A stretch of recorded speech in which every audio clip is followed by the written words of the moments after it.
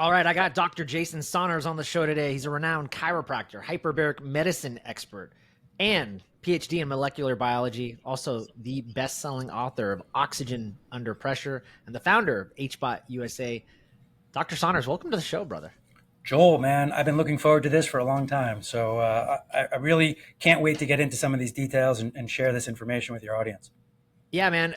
I've only had like one other person come on and we briefly talked about hyperbaric. So really grateful to dig into these things with you. I know, I heard you on Dave Asprey's show and I was geeking out on that episode. So it's great to have you here.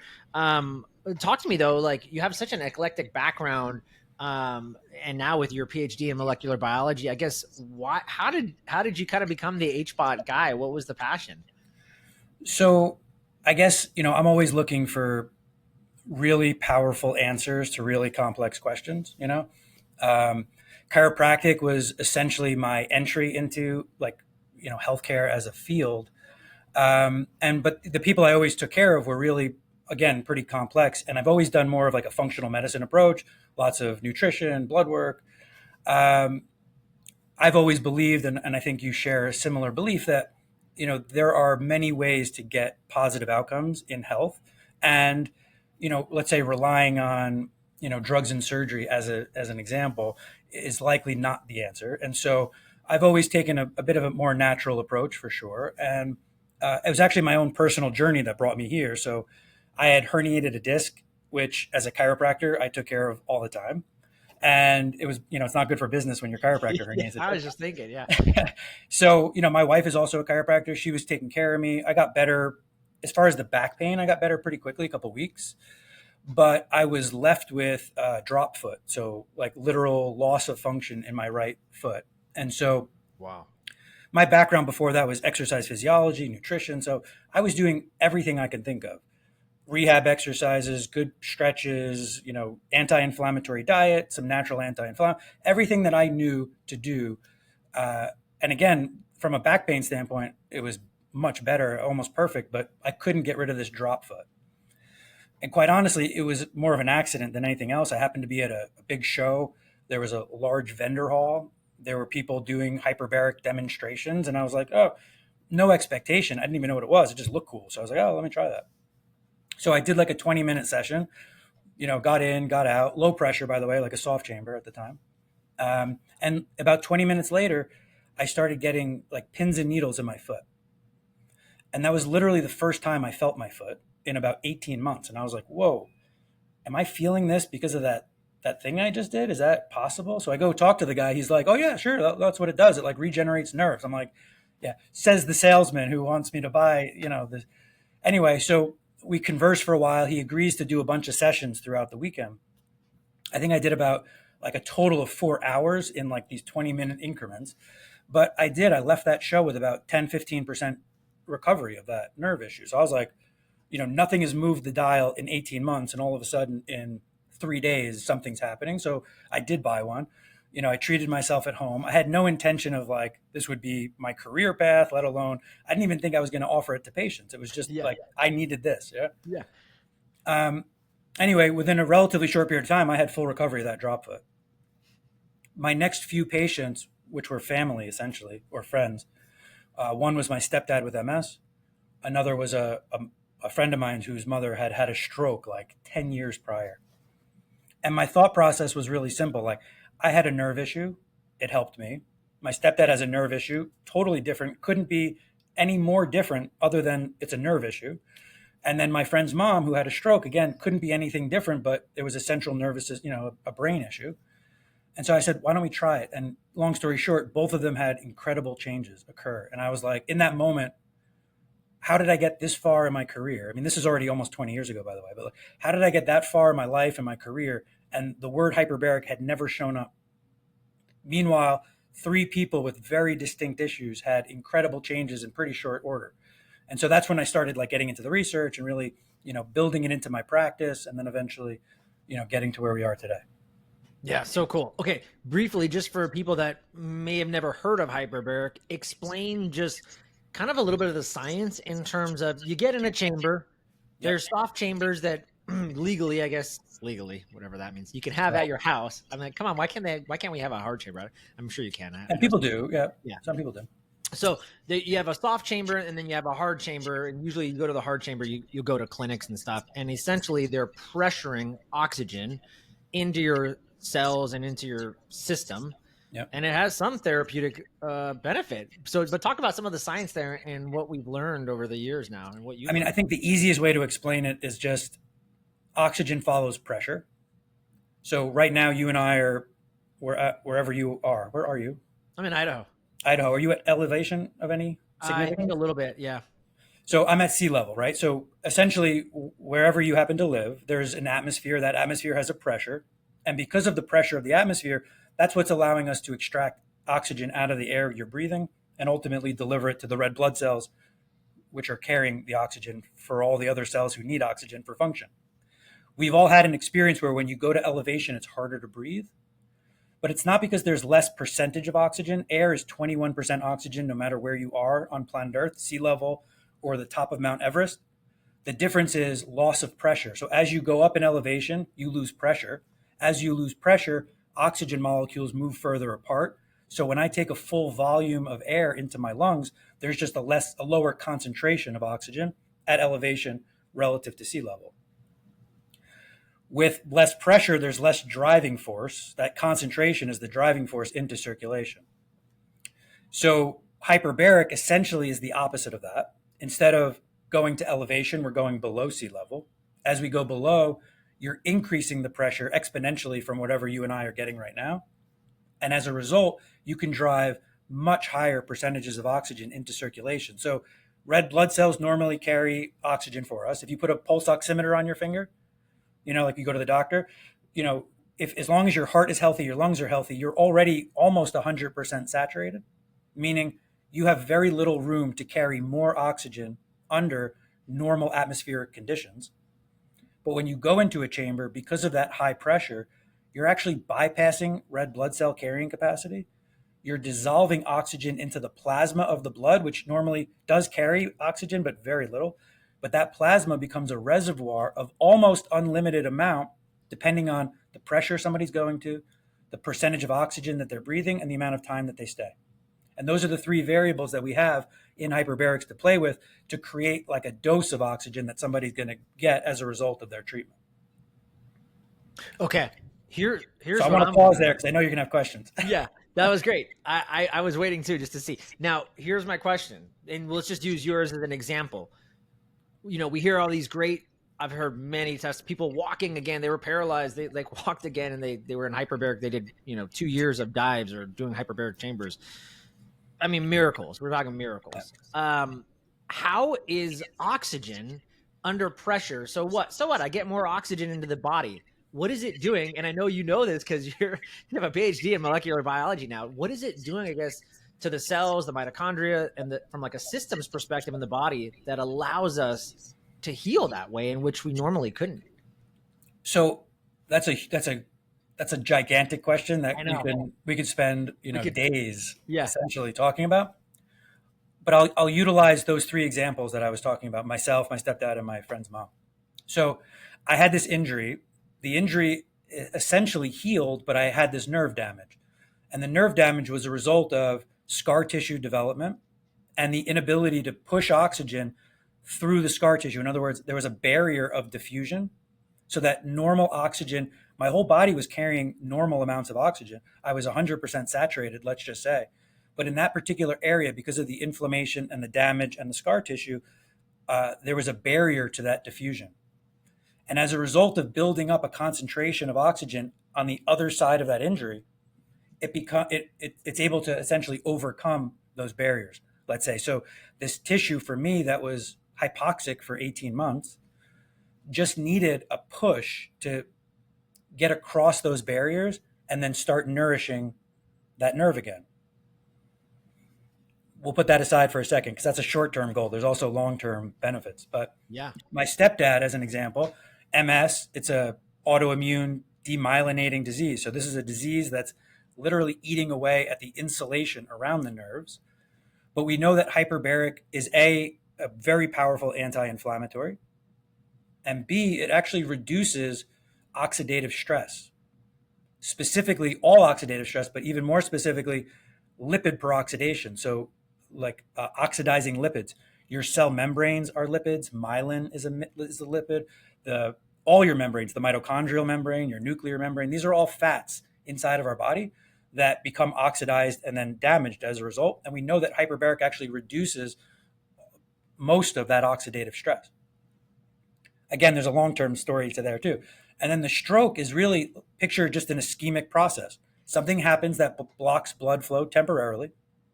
It leads to, essentially neuron damage, brain damage. But there's often this surrounding area. There's a wherever the stroke occurred is considered the core. That's what we call it. And then there's this area around it called the penumbra, which is not dead. It's just dormant. And it's dormant due to loss of oxygen. When red blood cells get into a capillary, which is where gas exchange occurs, that's how we could deliver oxygen and collect carbon dioxide and move on. When there's an ischemic issue where all of a sudden red blood cells are not getting to that tissue, that becomes hypoxic. But the liquid of the blood is actually able to get through.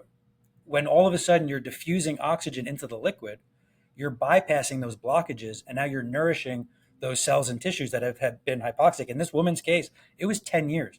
I would never, even today, knowing what I know, I would never make a promise that a 10-year post-stroke patient would see the kinds of changes that she got. But essentially, it's like this dormant tissue that's just waiting for the right amount of oxygen to stimulate a healing response and wake up. Real quick, the long term in all three of those cases isn't just getting oxygen to, let's say, starving tissues. It will also stimulate new blood vessel growth. So in the short term, we're delivering oxygen at high level to an area that wasn't getting any or very little.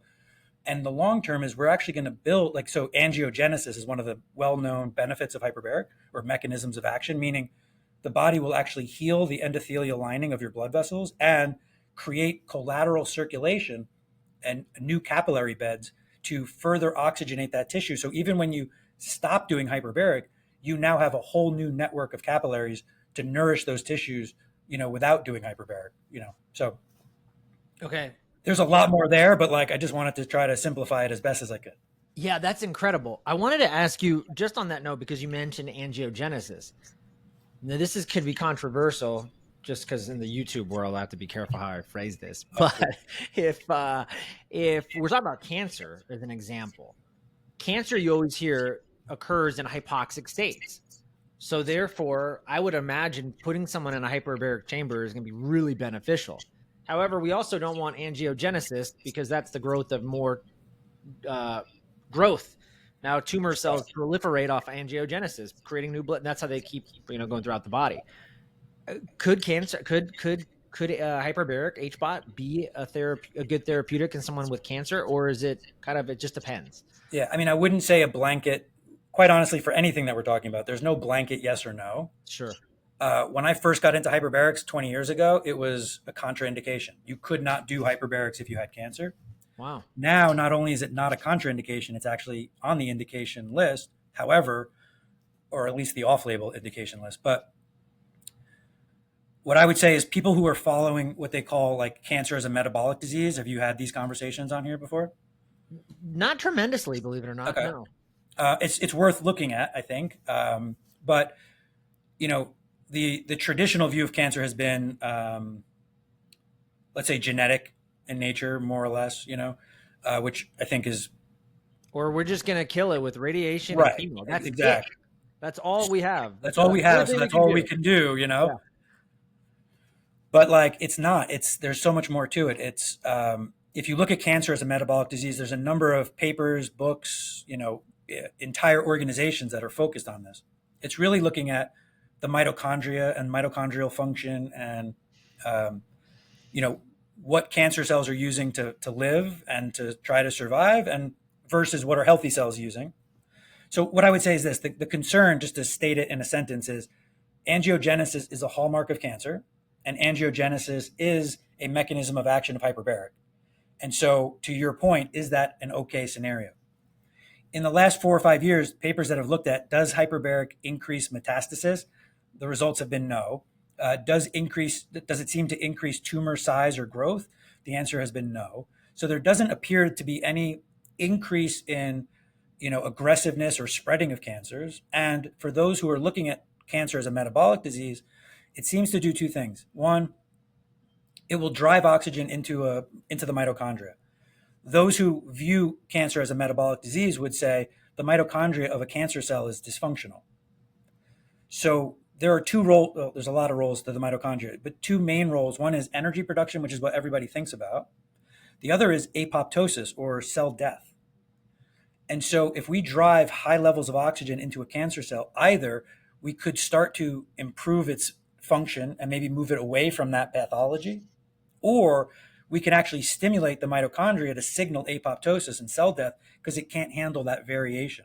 So there appears to be great uses for hyperbaric in these cases, but it's definitely case by case, cancer by cancer, what stage, what other therapies somebody is doing or not, because there's a lot of other interactions, especially when we talk about if they're doing chemo and radiation, and there's ways to put these plans together. But I would say it looks very hopeful to be a very strong supportive therapy for people who are faced with that challenge.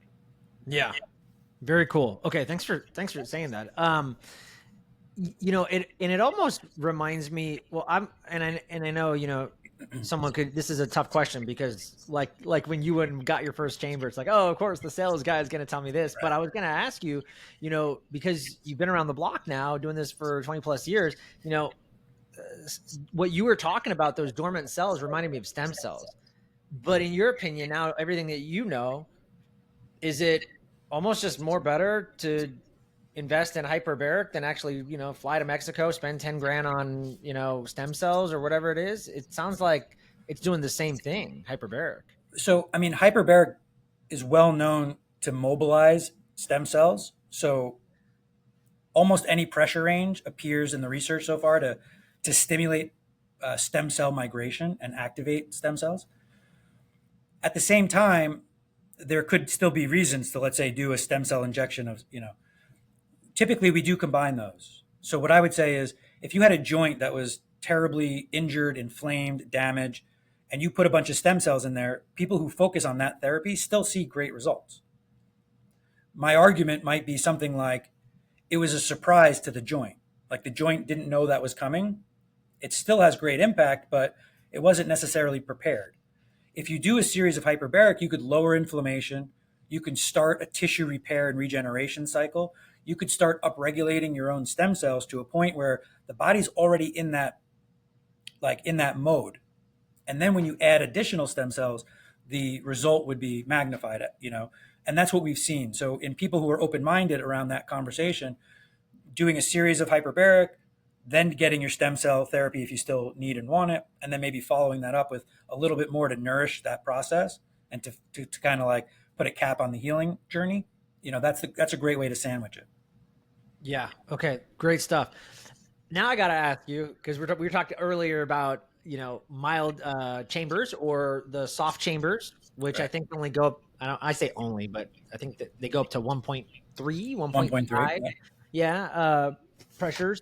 ppm, and then you've got like the hard chambers, which I think go up to like 2 or something. Now they can go to 3, they can go to 6. Wow. Yeah. I remember early on when I was looking at this, Dr. Saunders, it was kind of like, Joel, don't even waste your time on the soft chambers. They're a waste. They don't do much. But now I feel like I'm hearing kind of the opposite, or I don't know. What are we learning now about those mild HBOTs? Are they even secretly more powerful than the high pressure? I wouldn't say more or less. I would say that hyperbaric could be a range of any pressure greater than the pressure that you're already living at or accustomed to, all the way to this like 3, 6 plus atmospheres. And then different pressures for different people, for different goals, depending on what we're trying to accomplish. I stepped into hyperbaric in soft chambers just because that was my exposure. I just showed you a picture. Chambers is what actually healed your family? Oh, yeah. All of that was done on 1.3, and I didn't even add oxygen. That was all air only. Wow. Because I didn't know anything different even at the time, So I kind of like grew up in this industry using soft chambers. And then over time, I've chosen to bring hard chambers and higher pressure for a variety of conditions or people or whatever we're trying to accomplish. But I never even questioned it because of the impact that we had right out of the gate. Other people who sort of like grew up in the high pressure world can't can't rationalize how is this thing even working. It's not even in the research. They use 1.3 as a fake treatment, like as if that was a sham. Like so, there's a lot of issues inside this industry from that standpoint. But the research that I did as part of my PhD was really focused. It was a head-to-head study, 1.3 versus 2.0, and we measured all the same things at all the same time points just to see what pressure does what at what time, because that's the question I get literally more than any other question, as you can imagine, probably. Like that's what everybody wants to know. Does mild pressure do it or not? And what do we need to know? And how would we know? And unfortunately, there's been a huge hole in that, and I won't say that the research I did is like the end all be all and the final stake, but over the last few years, there was a stem cell study at 1.3, and that looked incredibly favorable. The study that I did was inflammatory markers, cognitive performance, biological age, epigenetics. We looked at a lot. And I would say that there was areas of overlap. In other words, 1.3 and 2.0 had some similarities. But even more interesting was there were things that the hard chamber did that the soft chamber just couldn't. And I think a lot of people expected that. Yeah. At the same time, there were things that the soft chamber, or I would say mild pressure, did that the high pressure didn't do. And that was more of the surprise. And so now all of a sudden I'm like, wait a minute. Not only is it like, can you get there one way or another? It's like, what are we trying to accomplish? Because the lower pressure might actually be the right pressure for you, and higher pressure is never going to get you there. Or, you bought a chamber, you have one, but I'm sorry for this particular thing, you really need higher pressure. So we're learning a lot more about that exact question, but I think we're in the infancy. I mean, quite honestly, we're in the infancy of this whole industry, but we're even more so in the infancy of answering that question. So, more to come on that. Yeah, no, that's exciting. And especially with all the research you're doing in the molecular cell biology space, I feel like we're now going to start taking off because you're someone who's actually passionate about like answering these questions that we're talking about, where it seems like there's been a gap. I've always heard that soft chambers are actually really good for brain health overall, and like TBIs and concussions, but an overall brain health. And maybe like injuries, like physical injuries, then maybe a hard chamber would be, more effective, a short amount of time, things like that. Or quite honestly, like with brain issues, I treat that at like 1.3 to 1.5. Even if I can go to 3, I don't think that there is a benefit. So there are certain conditions like, and probably the 3 examples I gave you were all neurological. Yeah. And maybe that's why the 1.3 happened to be pretty effective for those people. But yeah, like there are certain tissues I won't go to high pressure, even though I can, because not only do I not think it's helpful, I actually think there's consequence to that. So, I mean, personally, I'm always looking for the minimum effective dose. Like, what's the smallest amount of this thing I can give somebody to still have maximum, impact? Because, there's you still have to heal from every therapy that you get done. And so, if I could provoke a healing response without, aggravating anything, that's really what I'm always looking for that clinically. Yeah, that makes sense, right? Because you do need some inflammation, quote unquote. You can't Exactly. always. It's like taking too many antioxidants. We do want some oxidants. There's like a balance. Exactly. Well, so let me just go on that for a second. Hyperbaric is an oxidative therapy. We're legitimately using oxygen, so it has to be oxidative. Yet, any of the long-term studies looking at it, the net response is lowered oxidative stress. So, how are we using an oxidative therapy yet net, Yet we're not being having told take turmeric or vitamin C, right? It's right, almost like, wait a second, that's the opposite. So people have to right? wrap their So mind around this. now Yeah. that we understand it better, what we're seeing is oxidative stress from the mitochondria, which is what we're doing, stimulates the antioxidant response that we already have in our body. Wait, so you're saying oxygen therapy is like hormesis, like It, it's creating a stress on the mitochondria? when I teach hyperbarics, like to certification courses, we spend hours on hormesis because I think every therapy we do is that, but hyperbaric is certainly no exception. And literally, the majority of the benefits we get from hyperbaric is reactive oxygen species in a number of ways. One of which happens to be a more robust antioxidant system by stimulating that and upregulating our own antioxidant pathways. Wow. Okay, that is so cool. What about, I want to just go back really quick because you said something about minimum effective dose, and that is kind That's of where I live at. I love the biohacking space. Like, what can I do in like the quickest amount of time yeah. for working out, for just longevity and overall? I'm 43, so time matters to me with my kids and just all the other things I'm doing. For you, you have a chamber at your house. Is there something that here, one of my big goals is just to live as long as I can in a healthy space. I'm As not healthy like as you Dave can. Asprey where I'm trying to live to 180. I just want to be healthy. In terms of that, like, what is the minute? What have you found, or do you try to do 20 minutes a day, or is it an hour a week? What have you kind of seen? So for me, it's a little bit different. I mean, I don't know. I wish I tracked it. Like, I don't know how many thousands of hours I've done over literally 2 decades. Um, but I've tested a number of different strategies. So, like for me, I might only do 1 or 2 hours a week at most. Often, months might go by where it's like 3 sessions that month. But 4 times a year, I'm committed to like a cluster, and that cluster is usually like 20 to 40 hours over the course of like 2 or 3 weeks. So it's like pretty high dose in a pretty consolidated period of time. And those clusters for me are the most effective. Somebody else, Wow. where they might be doing more like typical maintenance of like Sure. once a week, and that's perfect. For me, those clusters are the most impactful. Anytime we're starting somebody in hyperbarics, we still do those clusters because any of the research for angiogenesis, stem cells, tissue repair, healing, regeneration, they all come from this cumulative impact of raising oxygen and then maintaining that elevated oxygen for weeks and months. So more needs to be done to figure out what's the minimum cluster that you would need to get that. But for most people, I would say it's like 20 hours over the course of about 4 to 5 weeks. Standard sessions are usually 60 minutes. I've done shorter sessions. I typically won't do less than like 30 minutes.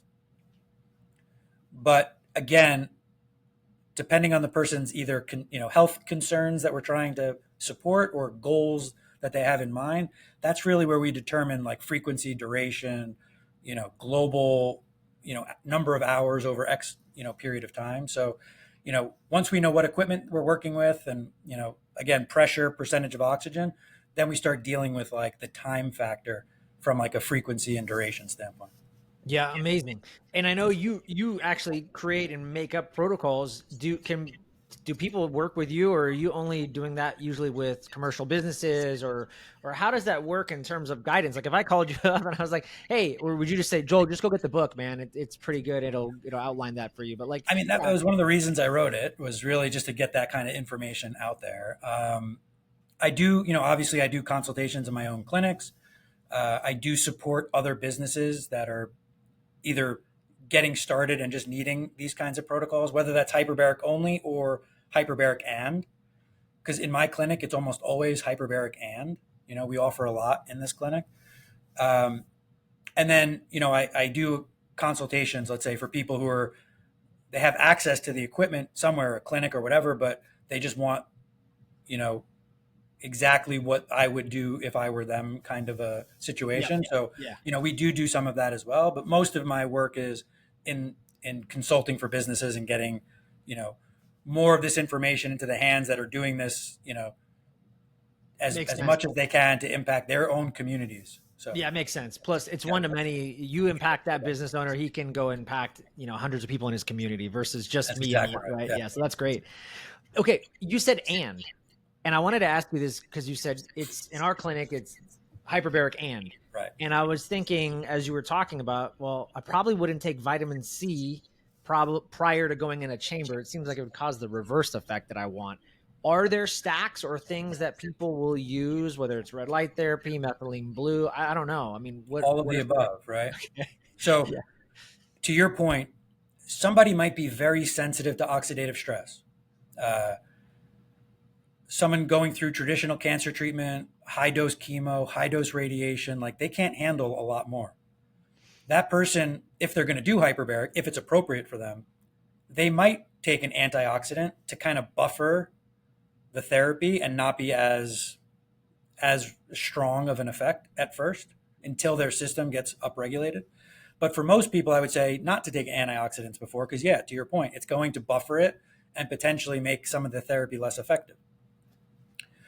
When it comes to like the stacking, I always go back to goals, right? What's your goal? Like if your goal is to reduce inflammation, I'm trying to think of a good example. So if your goal is to reduce inflammation, maybe some peptides, like anti-inflammatory peptides, um, maybe some like turmeric and curcumin as a supplement, and then hyperbaric has this anti-inflammatory impact, right? But if you're trying for tissue repair, as an example, well, that's a totally so maybe that's like red light, maybe some growth, growth factor related peptides with hyperbaric. Um, if you're trying to repair damaged, like a shoulder, maybe you're doing some exosomes, some stem cell injections, some PRP, and hyperbaric, right? So I always go back to the goal, and then what are the things that we know? So, like to me, hyperbaric is just foundational. It supports a lot of these other pathways. It supports a lot of these other therapies that are far more targeted. Hyperbaric is not a laser beam. Hyperbaric is this, you know, systemic therapy. You breathe it, it goes into your whole body, and it has a systemic effect across the board. And it's going to do all those things that I keep repeating in terms of like what the impact is going to be. And then we use these other modalities as targets to really try to extract that particular mechanism and magnify hyperbaric's role in that particular goal. Yeah. We were talking offline about, and I think I was telling you about and I know you know this, is the Israeli study, I believe, where it tracked telomere length, which is the measure in DNA to show how long someone's going to live, essentially. And I forget how, it was a pretty robust study, right? But Yeah, it was a it great showed, study. It yeah, showed it about showed, it showed about 20% increase in telomere length roughly, and about I think 12 or 13% decrease in cellular senescence, which like from an aging standpoint, if you're growing telomeres and getting rid of senescent cells, like you're having a huge impact on this person's overall longevity for sure. yeah. So I wanted to ask you, Dr. Saunders, because I've always kind of felt, I have a lot of biohack tools and stuff in my house. I don't have a chamber. I've always wanted one, but it's just so much noise out there between, like I said, now you've just kind of clarified some things between the hard and the soft, because I never knew if like a soft even mattered. But then I was telling you, there's such a range between 3 grand and 15 grand for some of these soft chambers. How can someone like me go out and look and say, yeah, this is a good brand? Because I'll tell you right now, to me, this is a no brainer. Like everybody, if if there's a 3 grand chamber out there, like everybody should have this in their house. Like it just makes so much sense. So I would start with that and say again, most people, if you use the time factor to your advantage and the convenience of it being in your own home, like most people will get whatever impact that they're looking for over maybe a longer period of time, but could get there. There are a few things that maybe it's just not the right fit. It could be great for your overall health and well-being, but for this particular goal, you should go somewhere and just get higher pressure at a clinic, as an example, or combine the two. Like we do that often. 80% of your sessions are at home. 20% of your sessions are at higher pressure, maybe. Yeah, There's some that's a great variation there. strategy too. Yeah, I never thought of that. But what I would say is safety is the biggest issue to me. And since the popularity of hyperbaric is like skyrocketing in the last 3 to 5 years, so are the number of, I guess, products out there on the market. And quite honestly, the overwhelming majority they're not going through appropriate testing for safety. And that's my biggest concern. And they might be safe, but nobody could prove that they are or they aren't. And like, with other modalities, like let's say your sauna goes sideways, like, okay, it got a little too hot, I got out, or it's not getting hot anymore, or your cold plunge just isn't getting cold anymore. Like when a product goes sideways in most of these other biohacking modalities, it's not dangerous. Let's just say it's breaking or whatever. With hyperbaric, if it were to go sideways, it could be really dangerous. Yeah. So to me, although I love the growth and the awareness that has happened in this industry, and I love the idea of as many people having access to this as possible, I can't stress the safety of it more. And so all I would say from a chamber standpoint is there are independent companies that test things for safety. Soft chambers should be, in my opinion, they should be FDA approved. And all that's really doing is saying like somebody's watching it from a safety standpoint. Even if you're using it for non-FDA approved reasons, the equipment should still be proven to be safe, right? Hard chambers have a whole different process. There's certain organizations, ASME, which is the American Society of Mechanical Engineers, PVHO, which is a subdivision, pressure vessels for human occupancy. But these people regulate how a chamber should be built, what materials, everything you could think of from a manufacturing standpoint. And if you're putting somebody at 2 atmospheres or 1.5 it doesn't matter. If you're putting somebody at pressure and there's a rapid depressurization because of a failure of equipment, like that is dangerous.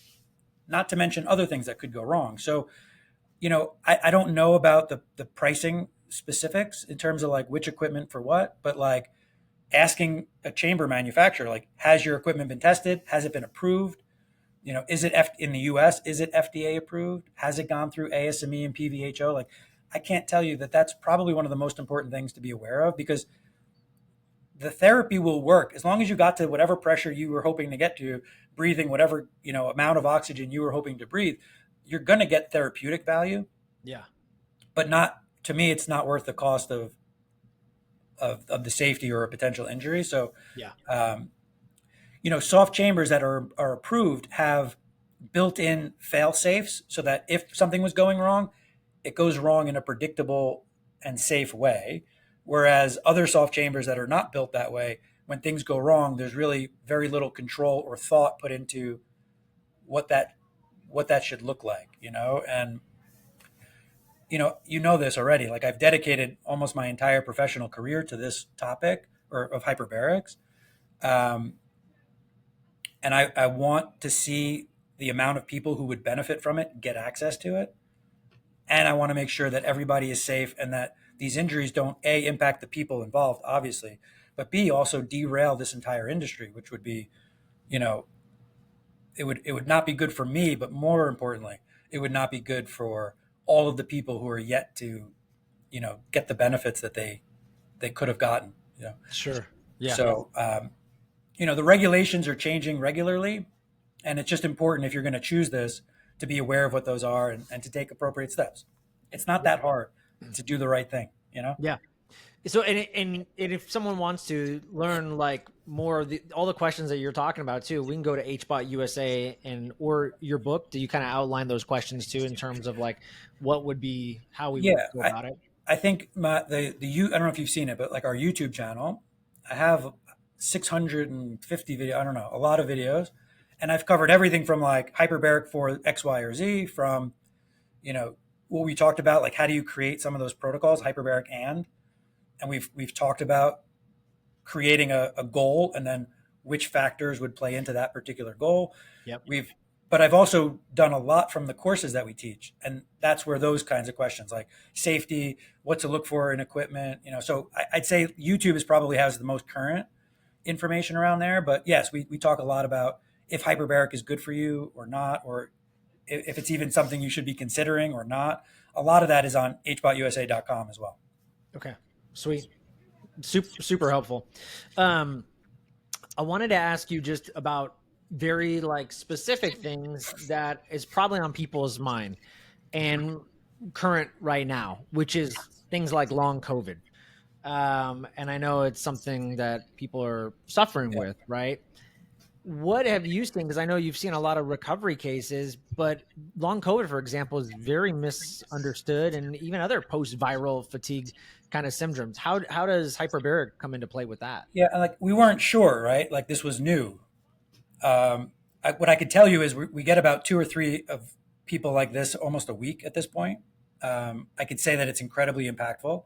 We've seen a tremendous amount of improvement in a lot of the different symptoms associated with long COVID. But we were nervous, like we didn't know, is this like a standard post-viral situation, or is this incredibly unique because this virus was incredibly unique in a lot of ways? Um, but the response has been really, really, even nothing in hyperbaric is fast, but I would say relatively fast. And where they're trying so many different things to deal with these symptoms, it's been um, it's been a relatively quick, like 10 to 20 hours, like massive change for these people. So Wow. it is effective, and a lot of the like frontline doctors and different protocols that you've probably seen out there, like many of them are recommending it also. What about during the pandemic? Did you have a lot of? I mean, We that's yeah we did we were seeing people. It became really obvious that you can't treat active COVID and cancer patients in the same chamber. Like, and our patient base was not stopping their therapy. They were very consistent during COVID. So what we ended up doing was not treating them in the office, but I actually applied to try to treat them outside, but the town wouldn't let me do that. But we ended up creating like a rental program. no, So but like, like, oh, sorry, I asked that question wrong. oh, What, like, specifically when people were like, I, Dr. Jason, I can't breathe. This COVID, the virus has got, like, yeah. I'm struggling to breathe. So Were you yeah, seeing? I'm assuming you yes. saw positive benefits there too. So it wasn't a breathing issue. It was a diffusion issue. So the whole conversation that we had in the beginning, if you could build the concentration, you can overcome the inflammation, that whole cytokine storm, and the Yeah. damage to the type 1 and type 2 pneumocytes of our lung. Like that was actually the solution. And anybody in Yeah. hyperbaric sort of knew that, but In one session, were you seeing like crazy results from like people? 2 to 3 sessions, like dramatic. So So cool. so what we did was anyone active got a chamber at home so that they can get through that active component Yeah. and not like worry about being a super spreader event in my office. And then once they were no longer symptom or no longer contagious, we would continue the treatment in the office. But yeah, I mean that was in a perfect world, hyperbaric was actually far closer to the solution to that problem versus, let's say, you know, ventilators or anything like that, where clearly that was not. Or they were just killing people, right? Yeah, Gotcha. Yeah. What? exactly. Yeah. What about another one? We talked about the brain briefly, Yeah. TBIs, brain fog, though. Even just something similar like that. I know my son got when he was 3 years old, got a TBI, and I never was able to get him into a chamber. And so that's also one of the reasons why I want to have a chamber just at my Right. house, because I have two boys, they're 11 and 8. There's going to be more head injuries to come. And I'm I sure wish I I can. could say not, but I think you're right. Yeah. Yeah. So in terms of just brain health, brain fog, like what are some of the positive things you guys are seeing in that, I mean, that a space lot too? of literature supports just general cognitive performance improvements, whether that's in like an older, early signs of dementia, let's just say, all the way through, cognitive performance just for like a high performer. Mm, So any study that I've seen so far looking at just general cognitive performance, there's been improvements in memory, improvements in information processing speed, um, you know, a number, like even the study that we did, again, 1.3, 2.0, we had this whole computerized cognitive performance. And, the test we were using was really for cognitive impairment. And I was actually, the research was on healthy individuals. So it wasn't that sensitive to pick up like smaller details, but we saw improvements in memory. We saw improvements in cognitive performance. We saw improvements in information processing. We saw improvements in spatial relations. We saw improvements in, almost every factor that we were measuring. So I think that's pretty well established, and that could be done, I think, at any pressure. I would say that if we were actually treating these kids with concussions from day one, I can't prove this yet, but I believe that we would probably eliminate that. That sounds like dramatic, maybe, but I think we would eliminate or close to eliminate the cumulative effect of concussion that we see, where the first one was a problem, the second one is this one times this one, the third one Mhm. is X. I think Yeah. we would literally remove that cumulative impact. Um, so like my kids, same thing. Lacrosse, soccer, wrestle, whatever, gymnastics. Like there's a concussion, there's a protocol, and it's immediate. Yeah. And I really believe that most concussion protocols are like watch and wait. Like don't go on your screen, stay away from light, just let it heal. This is like a proactive, non-invasive, super benign, like pressure, oxygen, heal. So to me, it's a definite yes every time. Yeah. Love that. Dude, I want to wrap things up. We've been rapping for a while, but just talk what's exciting you in this space moving forward, and maybe even just how you're going to start taking that with what you're doing from the molecular cell biology space, given your PhD and your studies now, Yeah. is where do you see this kind of going? What's exciting you most now?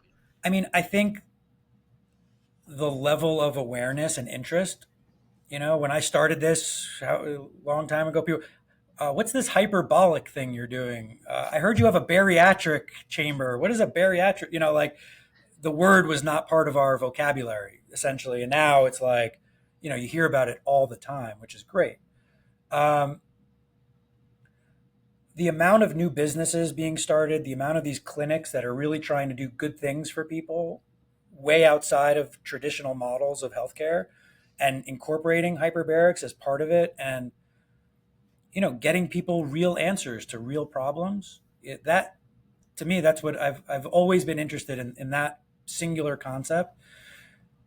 To have something that's so safe and so beneficial simultaneously is rare. Usually, like higher impact comes with higher risk, right? Like you're always in medicine, we're like balancing the risk reward benefit concept.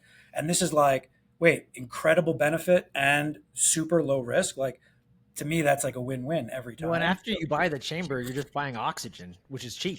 Yeah, I mean, in a lot of cases, you're buying a machine that makes oxygen from the air you're breathing. There's like almost no like Wait, what do you mean? Is it like replenishable. an oxygen concentrator? Yeah, Is that what you? exactly. Yeah. Oh, so you're not even buying. You don't have to even go and buy. Right. Wow, I didn't know that. It's Okay. it's like very low maintenance and very low cost, like from a recurring standpoint. Yeah. So, I mean, I think that's what's really like. I just love people. I love people taking responsibility for their health, which I'm sure you agree. In the last few years, like that's been such a focus. Like, no longer can I just be passive in my health and just assume that like the doctor is going to take good care of me or something. Like we need to be proactive. We need to have a plan. That plan needs to evolve as our life evolves, and patients are taking so much more responsibility for their health. And I think that that's a requirement to actually get where we're trying to go. And then utilizing all of these really safe but incredibly powerful tools at a varied hormetic, right? Like using a hormetic thought process as we build these protocols. Not, I'm sure you agree. In biohacking, it's like, well, I started this, then I added this, then I added this, and it's like, to your point earlier, I have no time to do anything other than my protocol. The way I do it is like either monthly or quarterly. I pick a project, and then I utilize the tools for that project. And then the next quarter, some go away, some come in, but I try to create something that's actually sustainable. And over the course of a year, 3 years, it's like this needle has moved, Mhm. and it's done it like in a sustainable way where I'm not like, drowning in my own programming. So, I see more of that coming and more people participating in it. And I can't wait to see health globally just change as a result of that. Yeah. Are you preparing for? I know you just finished that one study, but any studies that you're looking forward to kind of testing out or Yeah, testing I mean, some? this study, I literally just like, I'm still peeling out papers to publish from like my dissertation and Yeah. everything. But yeah, I mean, this study answered some questions, but it really made me ask even more. Yeah. So there's a number of studies that will come from this, just from what I've learned about, as far as that initial. To me, it was like just a beta test to ask a question, Yep. And now we could focus on very specific outcomes now that I see some patterns. Yep. Very Yeah. cool.